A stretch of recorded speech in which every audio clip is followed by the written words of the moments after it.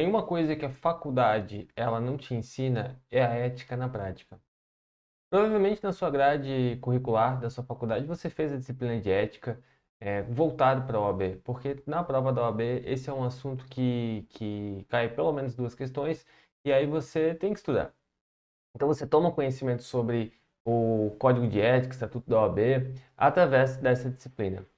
Só que você lê, decora e depois vai para a prática e é isso.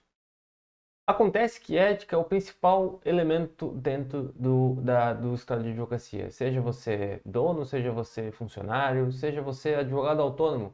Não importa, ética é um assunto que tem que pairar no seu dia a dia. Eu falo isso porque eu advogo já há bastante tempo e na minha advocacia eu tive a oportunidade de ver muitas coisas acontecendo.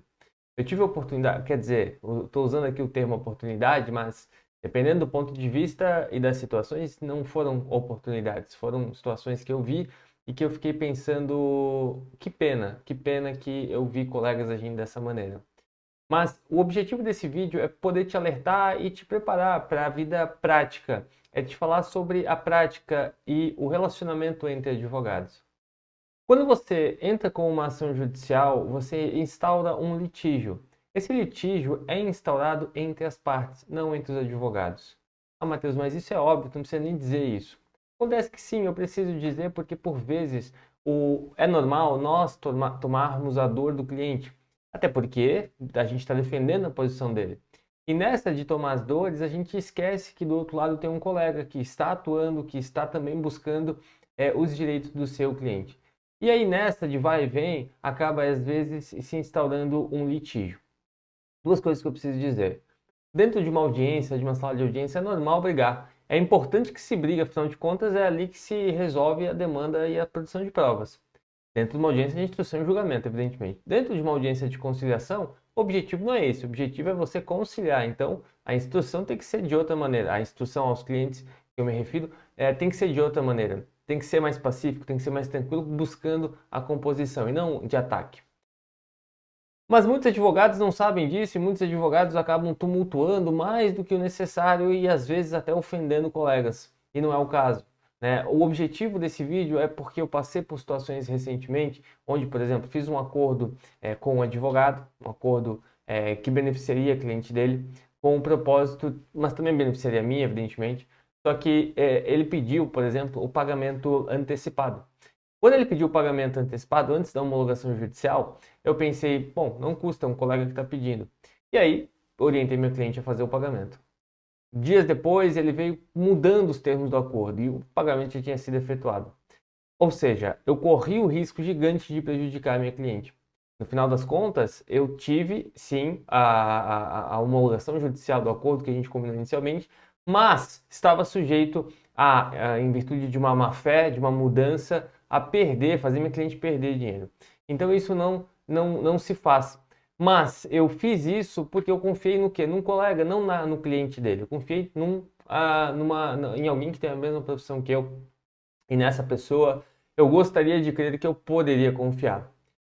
Nem sempre a gente pode confiar, mas deveríamos ter sim essa união de classe, essa união entre advogados. Advogado não está ali para litigar um com o outro, o advogado está ali para defender a posição do seu cliente.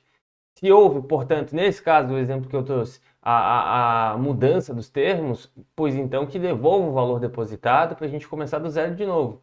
Não venha depois do valor que foi depositado e dizer, ah, mas agora ela quer isso e quer aquilo. Não, mas a gente já fez o acordo já está lá para ser homologado.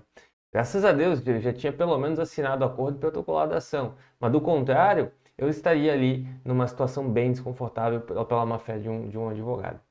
Então, estou dizendo isso para você entender que quando você se formar, quando você estiver advogando, o outro advogado não é seu oponente, o outro advogado é seu adversário temporário naquela ação. E por adversário não entenda inimigo, é um adversário, mas se for possível, conversando com ele, chegar numa composição que agrade tanto o seu cliente quanto do cliente dele, por que não buscar o melhor para os dois?